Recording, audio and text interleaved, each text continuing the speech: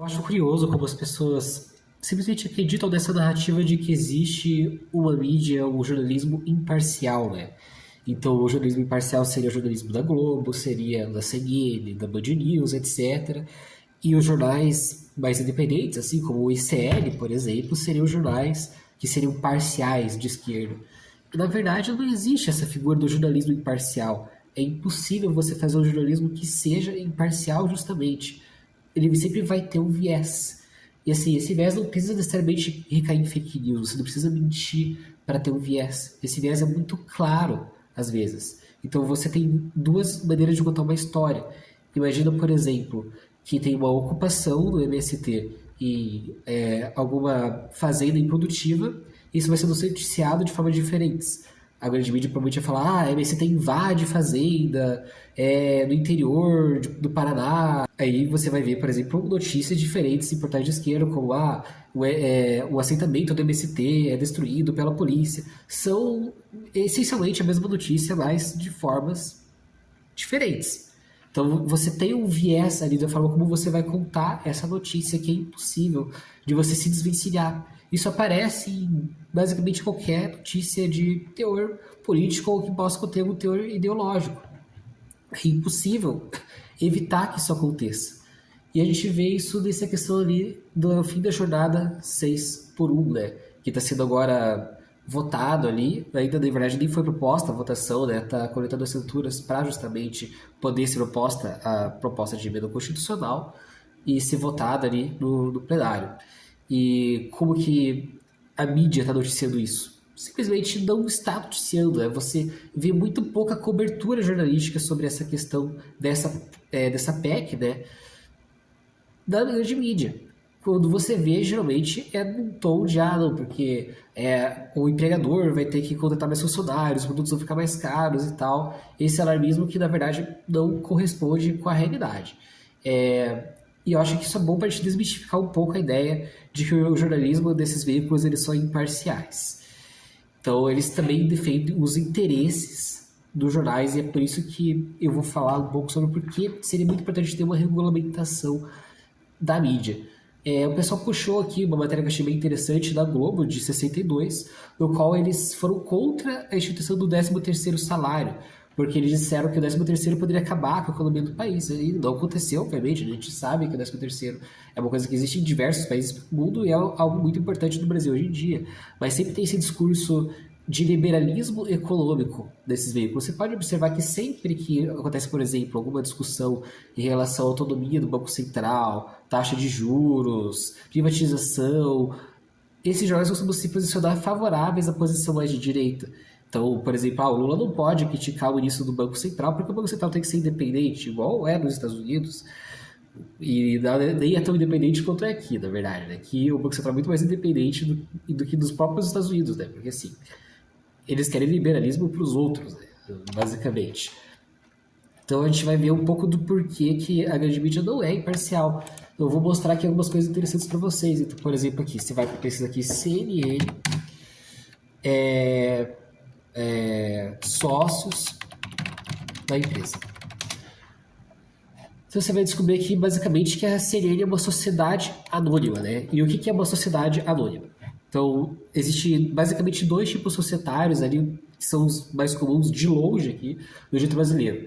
E do jeito empresarial em geral no mundo também, né? Apesar de ter outros nomes em outros países, né? Que são a sociedade limitada e a sociedade anônima, né? Você já deve ter visto os dois em várias ocasiões, né? LTDA ou SA. Né? Por isso que é Monstros SA, por exemplo, né? Sociedade anônima. O que é uma sociedade limitada? Uma sociedade limitada é quando você tem um grupo específico de sócios. Né?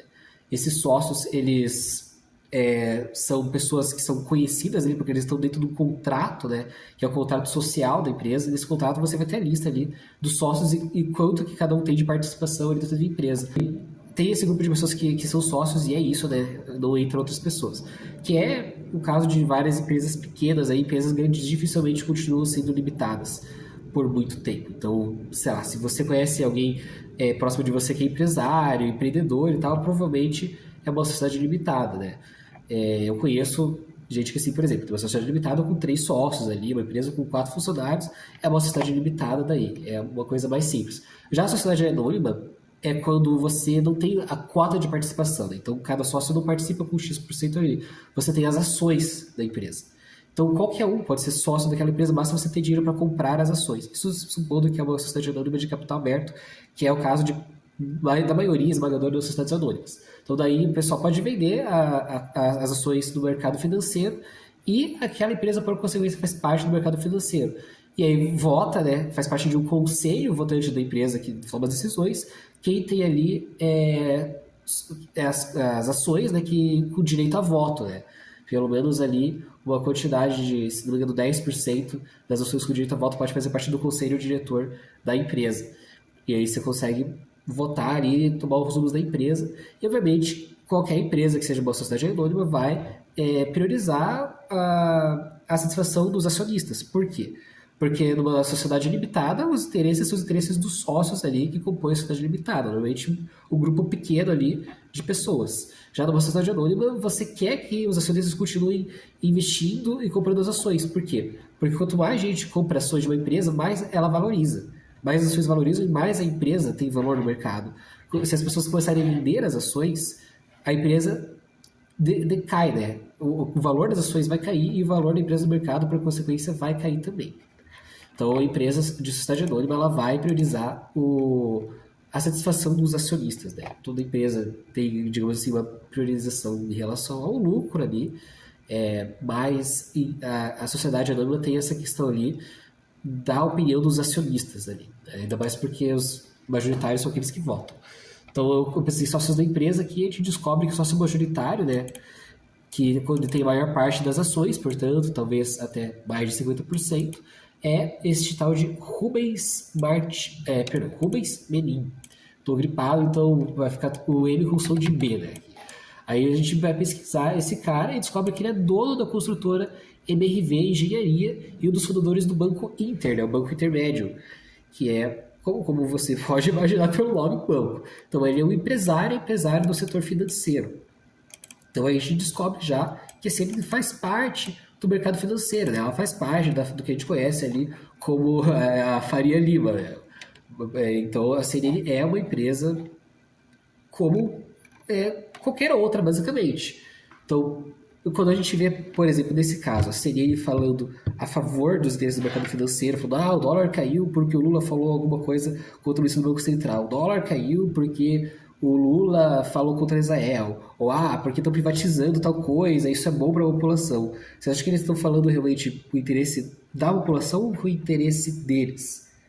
Todo jornal vai falar de acordo com o interesse. E me parece que quando essas empresas falam esse tipo de coisa, elas falam de acordo com o interesse do mercado financeiro, do qual elas são parte. A CNN, como a gente mostrou aqui, faz parte do mercado financeiro e por isso vai defender os interesses dessa elite, né? Dessa elite de investidores. Então, quando a gente precisa, por exemplo, aqui, a Globo é um caso à parte, né? Vamos pesquisar aqui, Band, já vou falar da Globo aqui, Band News, sócios. Grupo Bandeirantes de Comunicação é uma sociedade anônima também, olha só. Então daí a gente descobre também, ela está dentro do mercado financeiro, é uma sociedade anônima de capital aberto, inclusive, né? Então, como falei, Band News também faz parte do mercado financeiro. O presidente, ele hoje em dia, né, é esse tal de Johnny Saad, vamos ver o que é esse sujeito. Então a gente descobre que ele também é um empresário e jornalista brasileiro, formado em administração, recebeu ordem do mérito militar pelo ex-presidente Itamar Franco, né, que, convenhamos, não é um presidente muito popular na mente de ninguém. Ele é o Temer dos anos 90, basicamente. Recebeu o título de empreendedor do ano. Tentaram afastar ele da presidência já, da Band News. Só que parece que foi um pedido das irmãs dele, na verdade, que foi rejeitado e que ele está amparado pela tutela dos acionistas, né, que justamente foram contra o afastamento dele. Então, como vocês podem ver, os acionistas, eles têm um grande poder decisório, né, sobre uma empresa de sociedade anônima. aqui não tem muito mais informações sobre ele, mas ele parece ser uma pessoa desse ramo liberal. Então, não me surpreende que o veículo defenda esse posicionamento também. Até porque, como eu falei, né, uma sociedade anônima, eles são parte do mercado financeiro, eles vão defender o mercado financeiro, né? Se eles falarem contra o mercado financeiro, as ações deles vão cair. Se as ações deles caírem, vai cair o valor de mercado, então eles vão falar a favor dos interesses deles mesmos. A Globo, como eu falei, é um caso à parte, porque a Globo é uma sociedade anônima de capital fechado. O que isso quer dizer? Quer dizer que eles funcionam bem, entre aspas, como uma sociedade limitada. As ações deles não estão vendendo no mercado. Quem é sócio da Globo são a família Marinho, né? Então eles não vendem para qualquer um as ações, né? Não estão à venda, assim, tipo, quero comprar ações da Globo. Mas assim, eles continuam mesmo assim fazendo parte ali do mercado financeiro também. Então, como a gente vê aqui, a mídia vai defender esse interesse específico aí. E esse interesse não necessariamente vai condizer com o interesse da população, né? Porque é bom para o mercado financeiro, que é bom para a população. E aí, quando você acompanha esses veículos e fica só vendo as opiniões deles e tomando aquilo como verdade, você vai pensar que realmente, né, a esquerda é ruim, o liberalismo é a melhor solução, o Estado não funciona, mas é verdade, eles estão falando pelos interesses deles. E é por isso que seria essencial ter uma regulamentação da mídia nesse sentido. Eu não acho que um grupo jornalístico poderia ser uma sociedade anônima. Eu acho que que empresas jornalísticas só poderiam ser sociedades limitadas de capital fechado. Acho que não deveria ser uma sociedade não empresarial, né, que é um outro tipo societário, né, que daí só pode ser sociedade limitada, né? Não deveria poder ser sociedade empresarial. Eu acho que também os sócios não deveriam poder ser empresários em outras atividades, né? Não deveria, por exemplo, um dos sócios ele também é dono de uma empreiteira, né, ou de um banco, não. Sócios só podem ser sócios daquela empresa, especificamente de jornalismo. E, enfim, uma série de outras regras que eu acho necessárias. Assim, por exemplo, um político ele não poderia ser sócio de uma empresa de jornalismo. Por quê? Porque aquele político vai, por exemplo, entrar em um escândalo de corrupção. E aí, será que ele jornal vai falar sobre isso? Não vai. Então, isso acaba possibilitando que muitos políticos controlem o veículo de comunicação em estados do interior e continuem sendo eleitos e reeleitos, mesmo com as besteiras que eles fazem. Então, colocando a família inteira ali no poder daquela cidade. Então, isso é uma coisa bem perigosa e questionável. Ali fora a questão de monopólios e tal. Então, sim, eu acho muito importante a gente ter essa regulamentação da mídia para que a gente drible essa questão da mídia falar contra os interesses da população e a favor dos interesses escusos ali de um mercado que faz lobby com o Congresso, que compra deputado, e contra, falei, os nossos interesses. Eu acho que a gente compensa, assim, tipo, não estou dizendo para você parar de assistir esses veículos, assista, né, mas assista com aquele senso crítico, digamos assim. Até porque é melhor isso do que assistir uma Jovem Pan da vida. Mas a gente não pode nunca cair, assim, naquela crítica rasa que a direita faz à mídia, dizer que é Globo lixo, etc. Não é esse o ponto aqui. Então a gente não pode ser igual à direita nesse sentido. Então existem vários jornalistas capacitados, jornalistas excelentes de todos esses veículos, né? A gente tem que separar os profissionais do jornalismo da empresa em si. Então é por isso que eu acho assim que é imprescindível que a gente tenha uma regulamentação da mídia em breve, né? Porque assim como a regulamentação das redes sociais, isso também é uma ameaça à democracia, assim como as redes sociais não querem ser regulamentadas, a mídia também não quer. Um abraço e até mais.